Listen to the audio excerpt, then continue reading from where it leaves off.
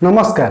अनेक लोकंकर आंठुगंठी जनित रोग बा ऑस्टियोआर्थराइटिस अच्छी से माने अनेक डाक्तर पाखक गले एवं अनेक मेडिसिन खाऊंट किंतु आपण मानकर ऑस्टियोआर्थराइटिस रोग बा आंठुगंठी जनित रोग भल होना। तेणु आज मुझे छटी सुपर फूड विषय कहबी।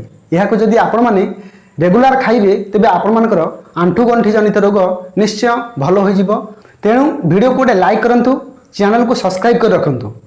नंबर 1, आपण माने प्रत्येक दिन गाजर खातु। एथिरे विटामिन ए और बी थाए जहाँकि आपण मानकर आंठुगंठी जनित समस्या को भल करि परिबो।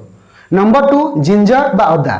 एथिरे एंटी इन्फ्लेमेटरी गुण रही जहाँकि आपण मानकर ऑस्टियोआर्थराइटिस को भल करिवारे सहायता करिवो। नंबर 3 होची आपणकर सलमान फिश। यह हूँ एक फैटी फिश। एथिरे ओमेगा 3 फैटी एसिड अच्छी जहाँकि आपण मानकर आंठुगंठी जनित रोग को भल करि परिबो।